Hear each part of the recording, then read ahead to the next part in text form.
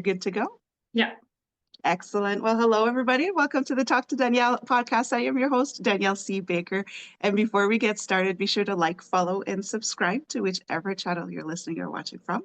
And today I have a great guest. I'm really excited to have her on because this is a kind of a conversation it's a newer type of conversation, I think, a newer style of parenting, and there's still a lot of question marks on it. So I have the lovely Dr. Blanka Kellermayer with me. And I'm really excited because she does specialize in peaceful parenting. And I know some of you will probably have a reaction already just hearing that there's so much more than just, you know, being happy. That's not what it's all about. And Blanka is going to shed some light on this for us. So thank you so much for coming on. I'm really excited to have you on. Thank you so much, Danielle. I'm very excited to be here. Thank you for inviting me. That's great. Before we get started, could you kind of just share your story and tell us how you got to where you are today? Sure. So I'm a neuroscientist by training. I have a PhD in molecular neuroscience, and I studied synaptic proteins in great detail during my PhD. So that's where my fascination about the brain stems from.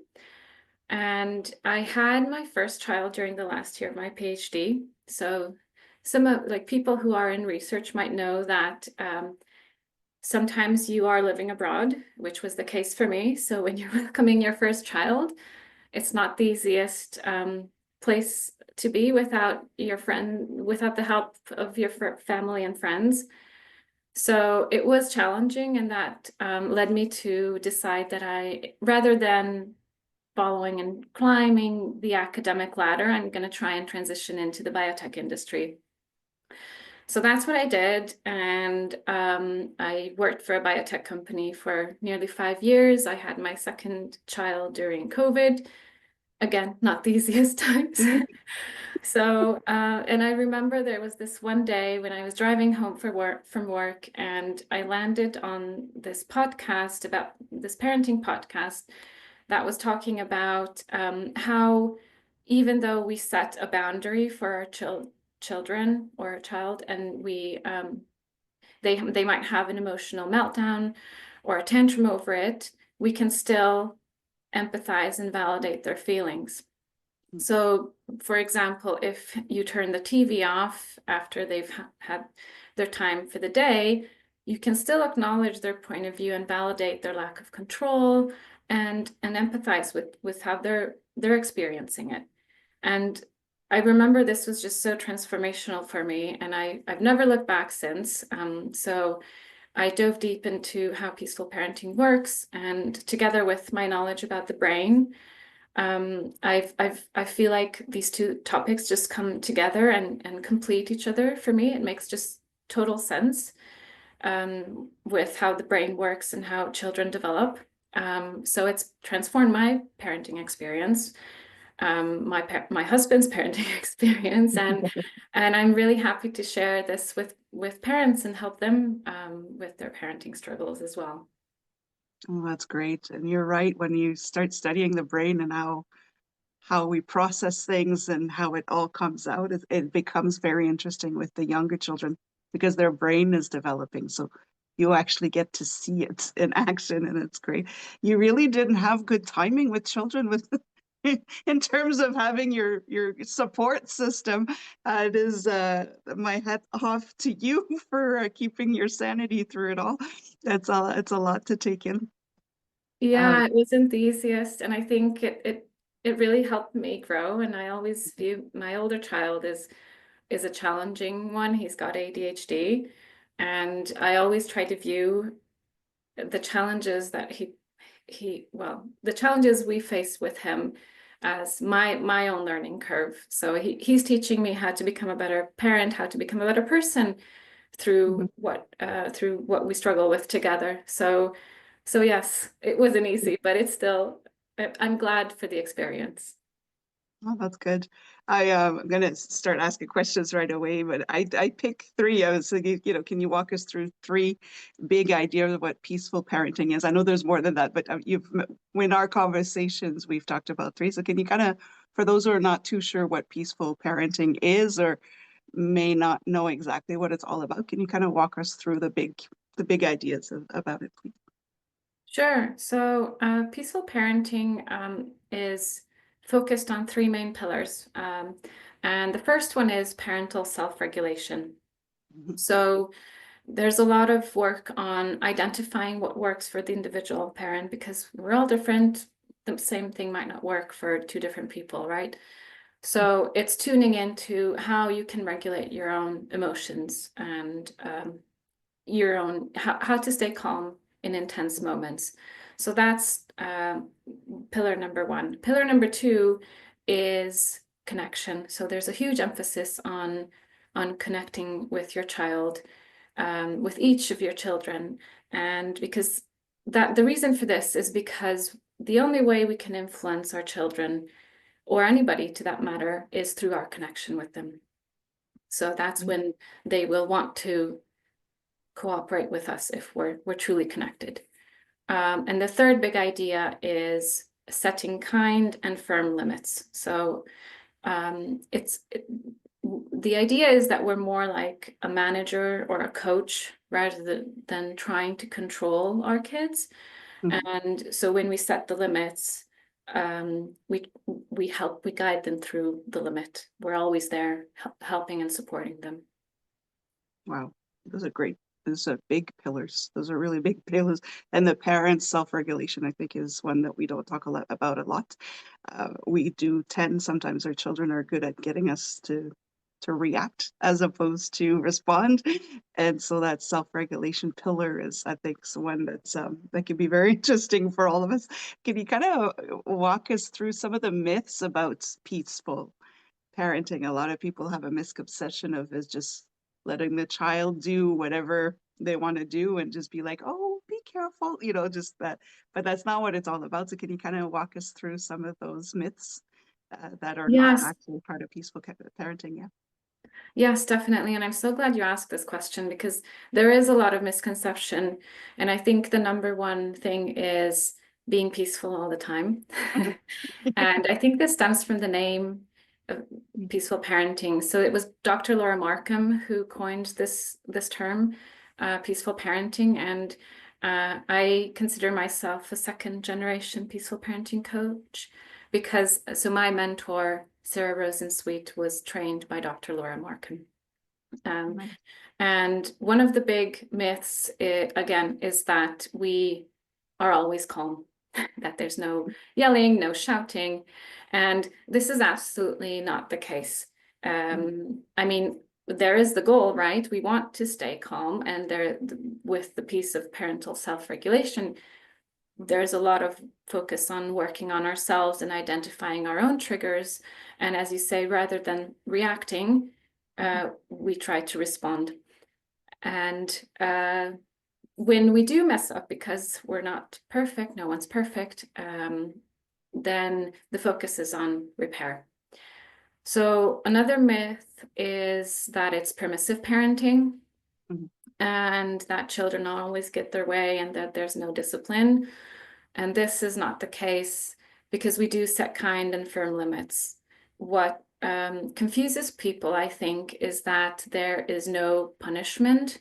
So we focus on natural consequences. Like, for example, if your child forgets to put their football kit in their bag in the morning, so then they don't have it ready in school when they need to change for practice, then they'll miss their football training that day. So there's no need to dig deeper in this and then, like, oh, I told you, and and then you're gonna be punished and then all that. So it's more about the child is already feeling bad because they missed their training. So then next time they're gonna work harder to not forget their kit. And I think one last thing that I'd mention is that another myth is that people think that kids become spoiled or entitled. And the research suggests that children who are raised with warmth and empathy and consistent boundaries, they tend to turn out being more cooperative, well-adjusted, and resilient. So I Mm. hope that helps convince people that peaceful parenting is not all like, pink clouds and unicorns. That's right. And I think that's where most of the controversy comes from with peaceful parenting is especially with the older generations that had such a rigid and authoritarian type of upbringing is that yeah, I'm just gonna we're we're spoiling our children or this next generation will not be able to survive the world. But it really is just building that connection and I like how you put it together. It's not all unicorns. It really isn't. You did mention one of the first myths about, we do mess up. There's some days where we are triggered and we have our days as well and we'll start yelling or we won't react the way that we're too proud of. But what is how can I say this? What would be the best way for parents to be able to repair when they do mess up, when they know that they've reacted and not necessarily in the best of ways, and how can they kind of repair that with their child? Yeah, I mean that's a hard Mm, question because well, I always like to come with this approach that with the assumption that every human being is doing the best they can with the resources they have. So I right. think if we adopt this mindset, then we're already coming from a place of empathy Yes. and with the idea that everyone can mess up and there are hard days. That I'm not saying parenting is easy. Mhm. It is hard, and there are days when you are feeling fed up and you have lower resources and you might start shouting or you might even resort to threats or punishment that day.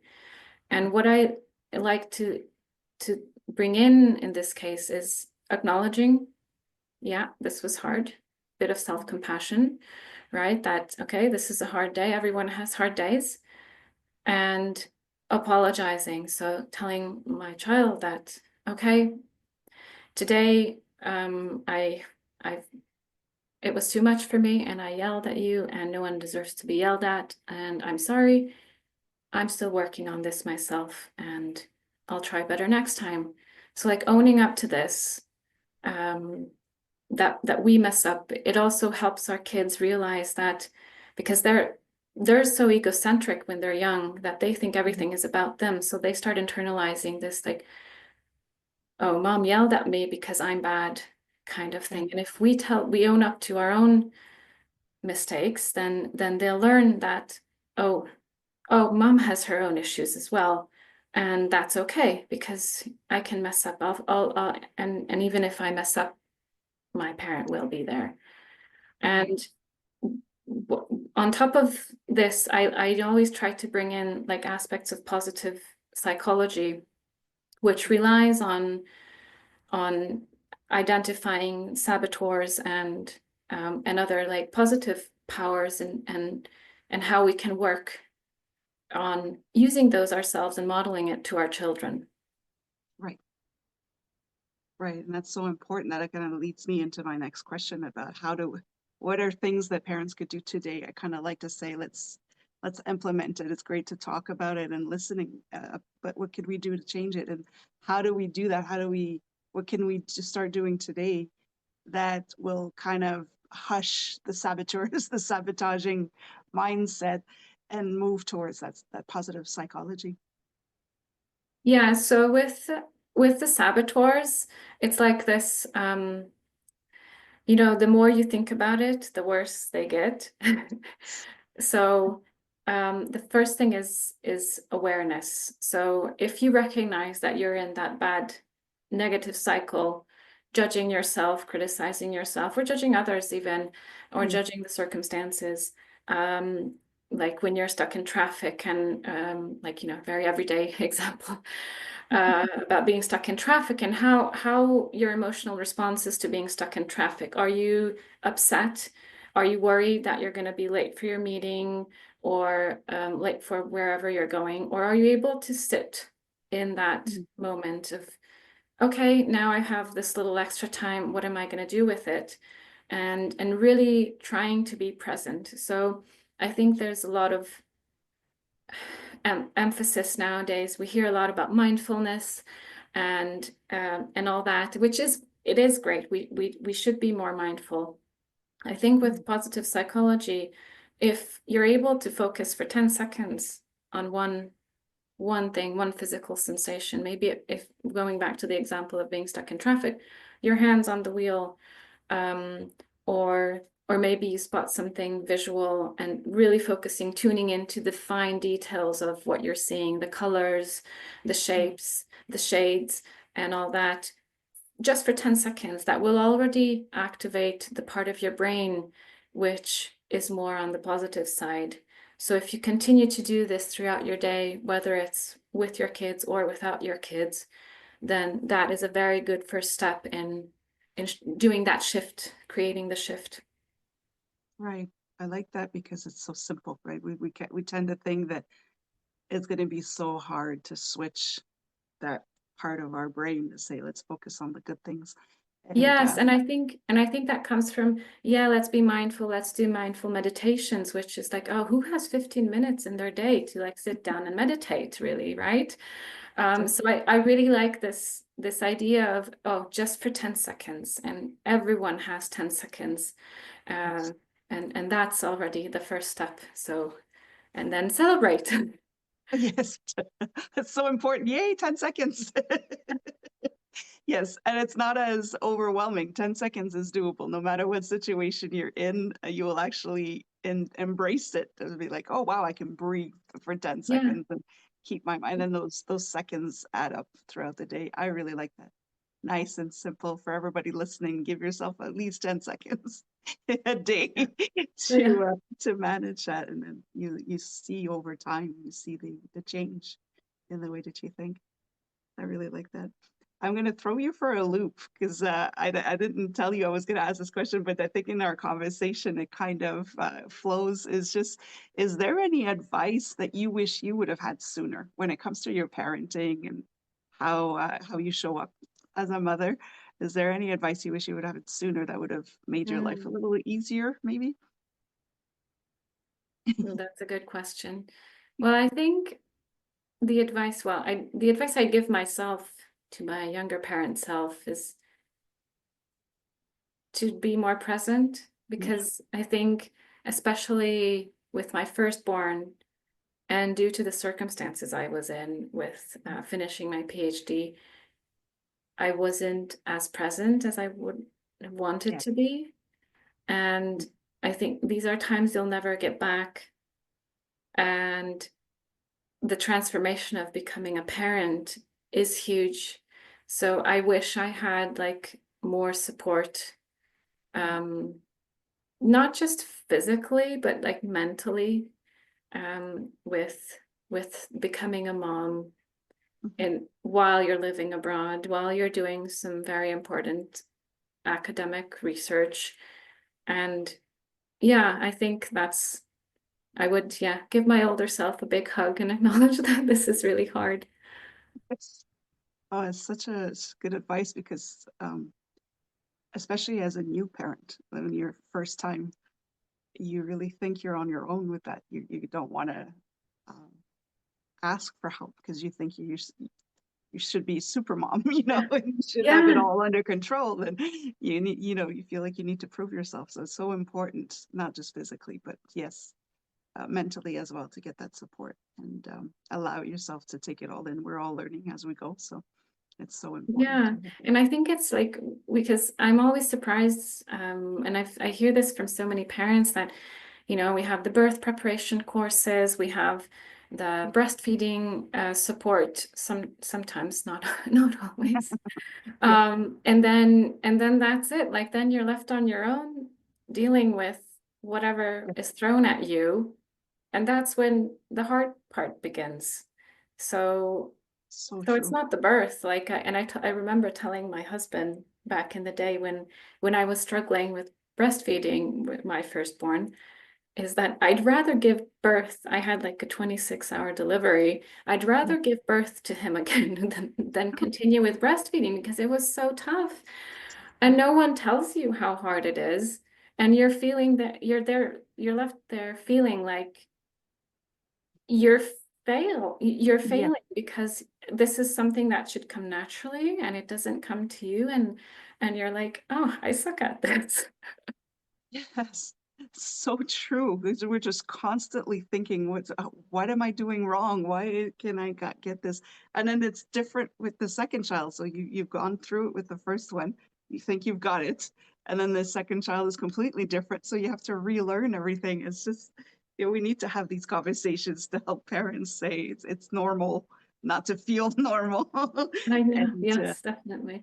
to give yourself grace in the process. I think that's great advice. Thank you. Thank you for sharing that part. I put you on the spot there, but I No, could talk thank you for to, asking. yeah, I could talk to you all day about this. It's such an important topic, and I've seen it in my work over the years. I've seen the positive impact peaceful parenting has on children. I Hmm. came in kind of thinking, oh, what is this? Like it was just kind of, we need rigid rules and we need to be firm, but seeing the results over the years with so many different families, I see the difference in the way the child even just stands and the way they show up for themselves. I think it's great. So if people wanted to learn more, or is there something new coming up for you that you'd like to share that people could also have a look at? Yes, I am very excited because I'm planning my first masterclass, Mhm. and that will happen at the end of February. So I am very happy to share the link for anyone interested. The topic is how to get your kids to listen without threats or punishment. And Wow. I'll be sharing some neuroscience-based like child development approaches and give you practical tools on like what can actually work and help you in those moments. And yeah, so if anyone's interested, I'll share the link and then you can just register. It's live, but there will be a recording if people cannot attend live. Oh, that's amazing. That's such a big topic. I think that's the first thing parents want to work on is like, oh, why can I stop yelling? I love that. And I'll put the link in the comments in the description of this episode so people can have a look at it and register if they'd like to. And of course, I'll put all of your other information as well with your website and all of that so they can have a look at what's going on. This is really exciting. Thank you so much for sharing all of this. And we'll make sure that people have a look at the beautiful work that you do as well. Before we go, I always ask this one question, and I can't wait to hear yours. Your answer is, what do you want to be when you grow up? Yeah, I was just telling you before we started recording about like I didn't really know what to answer this question. And I think that I want to continue on this imperfect journey. I Mhm. am a recovering perfectionist and I do recognize the toll it's taken on my mental health, on my physical health over the years. So I want to embrace being imperfect. Mhm. And I really want to continue to help people, help parents enjoy parenting more and connect with their kids Yeah. more, because we need to raise a new generation of humans who are more empathic, who are more understanding, because the world is not in a good Mhm. place right now. And I feel worried for my own children's future and Yeah, I feel like this is the only way we can turn that around. that is beautiful, and you're absolutely right. We do. Nothing is changing, and if it's getting worse, we need to make that change. And yeah, uh, we need that new generation of world leaders who will put the human back into our world. I think that's beautiful. That's wonderful. Yes, I remember you saying, I'm not too sure which way this question is going to go, but I love it. I think it's, yeah, you're speaking my language on this one. I absolutely love it. And if people do want to know more about your work or work with you closely or collaboration and anything like that, where can they reach you? Is there a way, what's the best way for them to reach you? Yeah, so there's my website, drblankapeacefulparenting.com. I'm most active on LinkedIn, Mhm. just Blanka Kellermayer. So feel free to connect with me. I have regular posts there where I share parenting nuggets, Yes, um, and all sorts of stories from my own life or parents' lives. And yeah, so I'm yeah, anywhere if you want to connect with me. I'm on most. I have an Instagram and Facebook profile as well, but LinkedIn is probably the easiest. that's great. And I'll put that information in the description as well so people can reach you. So thank you again so much for coming on today and kind of giving us a good, realistic view of what peaceful parenting is. And hopefully that'll kind of trigger a little bit more curiosity for our listeners to really look into it and see the benefits of it. So I appreciate you sharing your wisdom and your expertise on this. Thank you so much. Thank you so much, Daniel, and I admire your work. So Oh, thank you for doing what you do. thank you, and I look forward to seeing your master class. Actually, it sounds really interesting. That was the one I needed when I became a mother. It was the yelling part. So thank you again, and for everybody, don't forget to have a look at the description so you can follow Dr. Blanka's work as well. And until next time, stay safe, stay awesome, and we'll talk soon.